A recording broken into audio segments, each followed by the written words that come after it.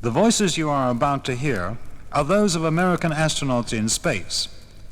Sounds of men speaking at distances as remote as the moon, 250,000 miles away. Now, the sound quality of these voices occasionally falls below standard, and we apologize for this. But this is exactly how astronauts sound when speaking back to ground control. However, the careful listener will notice that speech quality does improve towards the conclusion of Gemini flights and throughout the Apollo 11 mission. This is a natural consequence of telecommunication progress made during the course of the first 8 years of American manned spaceflight. And after playing this recording 3 or 4 times, the listener will discover that, like the ground controller, one is able to unravel all that is garbled. Space notes on the record sleeve have been specially compiled to assist the listener in his or her understanding of spaceflight.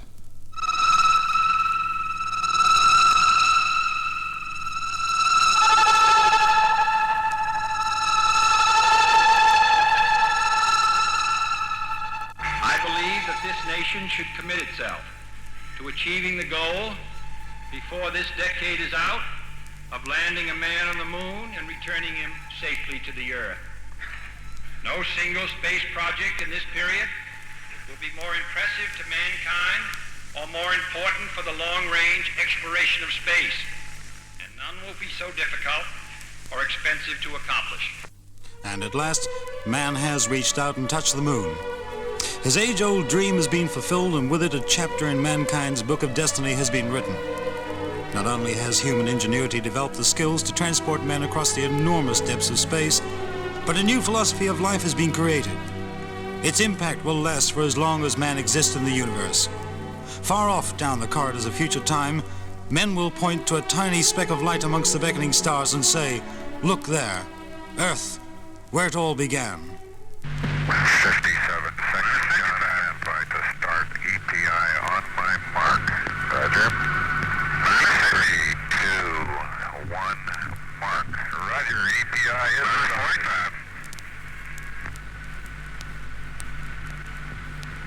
40.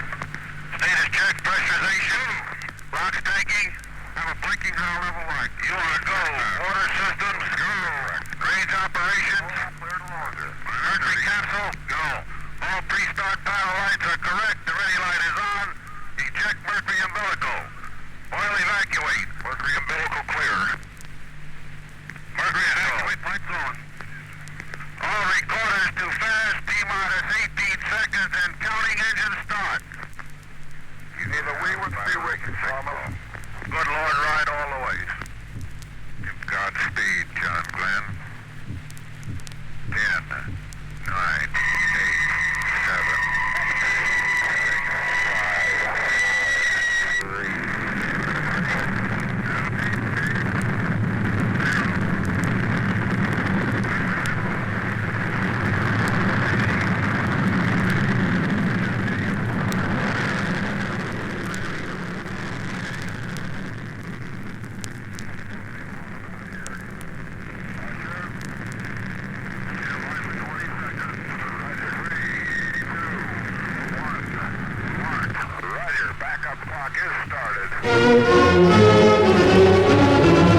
And so, on February the 20th, 1962, John Glenn became the first American astronaut to orbit the Earth, 3 times in his spacecraft Friendship 7. This then was the beginning of America's space program to land man on the moon.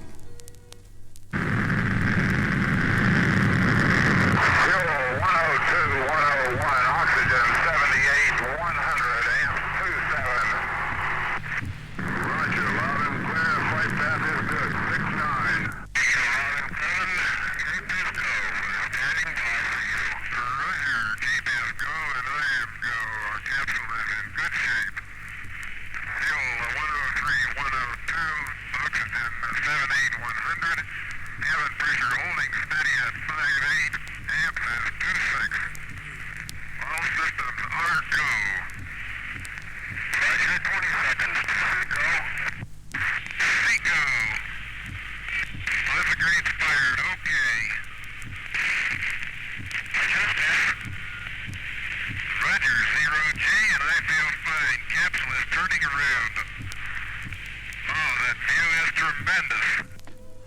There below Glenn lies the Earth in all its true splendor, an oasis amongst the 9 planets revolving around the sun. The oceans are rich blues and greens with wisps of white sparkle. The land masses present a whole spectrum of color to the eye. Reds, greens, browns, mauve, purple, yellow, and over all is spread a brilliant canopy of pinkish tinted clouds. As he speeds across Africa at 17,500 miles an hour, Glenn reports sighting dust storms. Roger, 7. You have a go. At least 7 orbits. Roger. Understand. Go for at least 7 orbits. This is very comfortable at 0G. I have nothing but very fine feeling. It just feels very normal and very good. Roger, Friendship 7. Kano Capcom, I read you loud and clear. How do you read me? Over. Roger, Kino, loud and clear. Roger, loud and clear. What is your status? Over. This is Friendship 7. My status is excellent. I feel fine. Over. Roger, I monitored part of your transmission over Canary and heard your comments on the weather over Africa. We've had dusty weather here, and as far as we can see, a lot of this part of Africa is covered with dust. That's exactly the way it looks from up here, too. But Glenn is not entirely alone. He reports that millions of tiny particles accompany his spacecraft. Later, these are identified as paint particles flaking from the spacecraft hull or ice crystals produced from waste products emitted by the spacecraft. 7 Grimus, if you have a chance, could you give us a blood pressure check? Over. Hey, Roger, Friendship 7, we'll give blood pressure check. I still have some of these particles that I cannot identify coming around the capsule occasionally. Over. Roger, how big are these particles? Over. Very small. I would indicate they're of the order of a 1/16 of an inch or smaller. They drift by the window, and I can see them against the dark sky. Just at sunrise, there were literally thousands of them. It looked like just a myriad of stars. Over. Glenn takes about 93 minutes to make one orbit of the Earth. He transcends time. The normal concept of day and night no longer applied to him. And suddenly, as Glenn's spacecraft enters its 3rd orbit, a tiny telemetry sensor goes faulty, signaling ground control that the retaining straps holding the heat shield are loose. The heat shield protects Glenn and his space capsule from the 5,000-degree searing temperature during re-entry. Now, if it fell off, Glenn would burn up like a fiery meteor. So there's no time to be lost, and there's no way of knowing the sensor is faulty. Control tell Glenn to prepare for re-entry on completion of his 3rd orbit, telling him also to keep his retro rocket pack on throughout re-entry. The straps of this package will hold the heat shield on. Don't leave your retro pack on through your pass over Texas. 20 seconds. Roger. 5, 4, 3, 2, 1, fire. Roger. Retros are firing. Oh, Roger, baby. Are they ever? It feels like I'm going back toward Hawaii. Don't do that. You want to go to the East Coast. Roger, flare retro light is green. Texas Capcom Cape Flight. Go ahead, Cape Flight, go ahead. We are recommending that you leave the retro package on through the entire re-entry. This is Friendship 7. What is the reason for that? Do you have any reason? Over? Not at this time. This is the judgment of Cape Flight. Roger.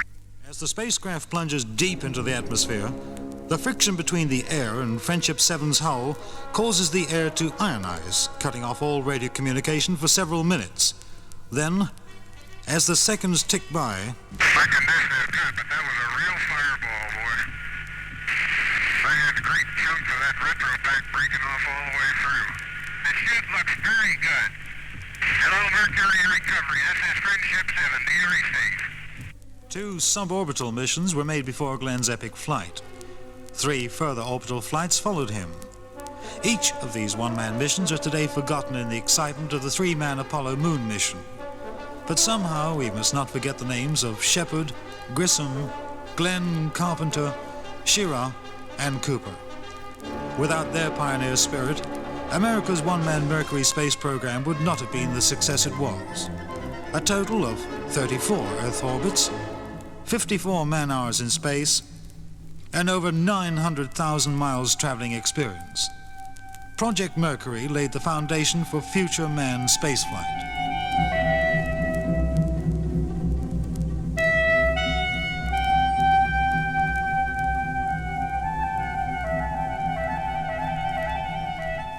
America's space agency, the National Aeronautics and Space Administration, known, of course, as NASA, followed up Project Mercury with Project Gemini, the two-man space mission program. 2 men were sent aloft for days and even weeks. And during these long-duration missions, both astronauts and equipment were thoroughly tested. Rendezvous and docking with other spacecraft was practiced, and after initial setbacks, perfected. Astronauts got out of their spacecraft and performed simple work tests to test the design of the spacesuit and the ability of man working in a zero-gravity environment. The first American to do a spacewalk was Ed White, Gemini 4, June 1965. This was a time when I got right outside the nose and looked down at the nose. We'd thought that I might get out there and actually see if I could hold on to the nose and Jim translate the spacecraft. But I got out there, took one look at the stub antenna, which was our connection with the radio back to the Earth, and I felt this wasn't any place to play around with. And so I didn't do any work around the nose of the spacecraft. I pushed off and went on out further.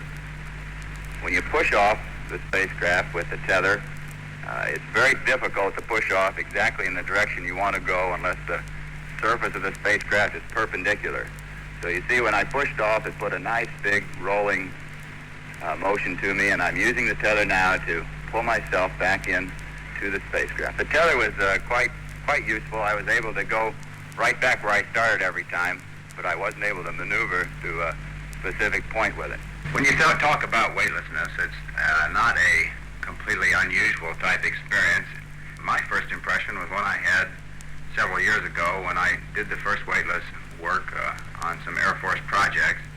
And I think the first sensation that you can say is a pleasing sensation, and the first thing that most anybody does is a smile from the sensation. So the weightless sensation is not unpleasant. It's a very pleasant sensation. It's something that requires a bit of getting used to, because the normal way things stay put on a desk or in your work environment here on Earth with the 1G, up there they don't stay placed, they float around, and you have to get used to controlling everything and being very careful to put it in the proper position and Velcro it to the side of the spacecraft. One thing about it, when Ed gets out there and starts wiggling around, it sure makes the spacecraft tough to control. Is he taking pictures? Thank you. Take some pictures. Okay, I'm going to work on getting some pictures, Jim. Okay, get out front where I can see you again. I've only got about 3 in the hospital. So you got about 5 minutes. I'm going to get out and get some pictures. Looking right down your gun there. All right. Let me take a close-up picture. Oh, you're speaking up my windshield, you dirty dog. Yeah. In January 1967, Ed White lost his life tragically with fellow astronauts Gus Grissom and Roger Chaffee. All were burned to death by a fire aboard an Apollo spacecraft during a countdown simulation. The pure oxygen atmosphere of the spacecraft didn't give them a chance. Their supreme sacrifice was, and still is, painful to bear. But the expensive and necessary redesign of the Apollo spacecraft has undoubtedly contributed enormously to the safety of future Apollo missions.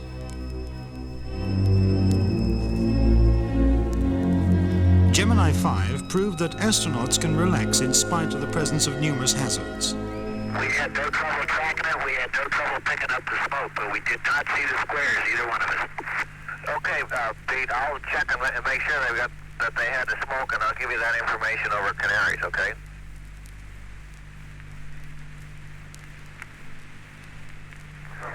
Seconds ago, we've launched a Minuteman. The Department of Defense confirmed, and Pete Conrad just came up in the loop and says, I see it, I see it. He sounds quite elated. He just said, there it goes.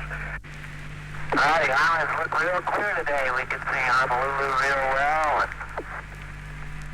can See yellow down here on Hawaii. You sound like a tourist. Well, it's a really nice day down there, isn't it? I wouldn't know. I never get a chance to get out. Me neither. Touche. Gemini 8, Houston, Capcom, over.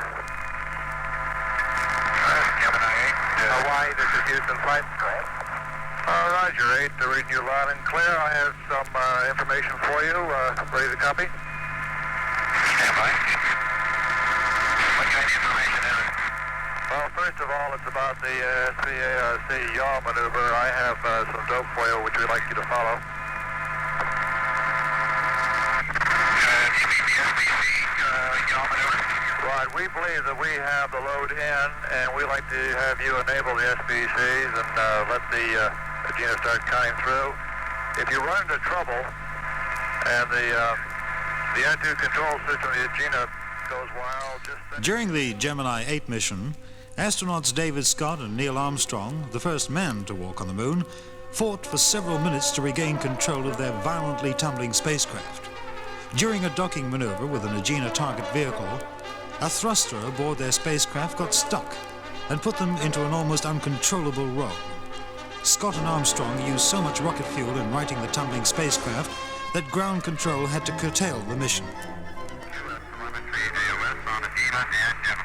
Roger. How's it look? Well, we're indicating spacecraft 3 here. I'm going to call it through now. Say again?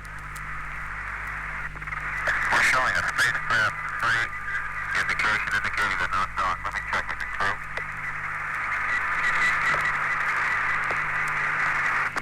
Call them. Gemini 8, CSQ Capcom, contact, how do you read? Well, we got serious problems here. CSQ flight? Flight. Did he say he could not turn the Agena off?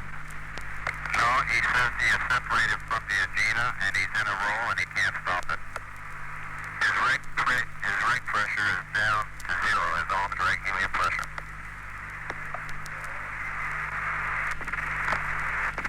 Gemini 8 CSQ. Clear box. He's blown both RCS splits. Right. Say again? Copy point to see they have a stuck thruster. They have initiated a squid and blown them, but they can't seem to stop it or get them working. Did I hear a stuck hand controller? Did I hear him say he may have a stuck hand controller? That's affirmative, flight. Later, at the Gemini 8 press conference, the flight director explained. Things went extremely well there for the first 7 hours. We had a very good rendezvous, a good station-keeping exercise, and a good docking. We were then preparing to do the maneuvers with the Agena post-docking, and as we came up on the CSQ, about 10 to 15 minutes after the first maneuver was due to take place, we heard from the crew. They first reported that they were about to, they had sent a command to the Agena to turn the tape recorder on, which is a standard procedure prior to starting any of these tests. When the system took off in yaw and roll.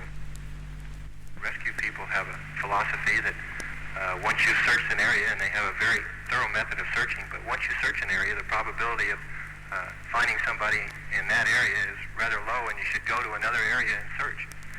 So he flew by, and we didn't have any radio contact, and we heard him no longer, and all of a sudden there was a lot of water out there. Neil got out on his side, and is our plan. I closed my hatch, and I got out on his side also. He was able to grab a ladder, and by the time I got up on the nose of the spacecraft, it had shifted, and there was no ladder in sight. And I looked up, and I saw a couple of hands, so I just grabbed. And I'll tell you, 2 of the biggest, strongest hands I've ever felt just yanked me out of that, pulled me up on the ship, and I was standing there looking eye to eye with this great big fellow with a black patch, and he says, "I've got you, sir." With Gemini 11, docking was 100% successful. But the spacewalk, or EVA, extravehicular activity as correctly termed, was not so spectacular. Dick Gordon, the EVA pilot, got too hot whilst performing simple work tasks outside the spacecraft. His helmet visor misted up, and he became very exhausted. The latest EVA spacesuits utilize water-cooled underwear to overcome this overheating problem. How you doing? I'm breathing hard.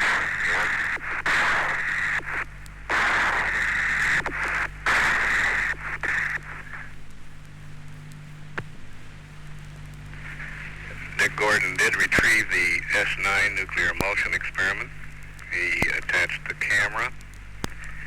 He got out, went up to the Agena, straddled the Agena, and put the tether on. At this time, Pete Conrad evaluated the workload here was quite heavy. The breathing rate on the EVA pilot, Dick Gordon, was high. He was perspiring quite freely. Pete Conrad brought him back to the hatch to the cabin to rest. And between Ascension and Tananarive, made the decision to close the hatch, repressurize the spacecraft, and call off this EVA. Later, Gemini 11 used the Agena docking vehicle's engine to boost it into a higher orbit, 850 miles above the Earth. Hello up there. Okay, everything's still up here and the world is real. You got a good view? I mean, it's spectacular. Girl, it's really fantastic. You wouldn't believe it. Just out of my left window, I see all the way to the around the top of the world, all the way around about 150 degrees, include the horizon all the way around. Why don't you talk to us about the view? We're looking straight down over Australia now. We have the Terminator out our right window. We have the whole northern part of the world out one window. Utterly fantastic. MD-11 Houston, 30 seconds. 8, 7, 6, 5, 4, 3, 2, 1. Red coat.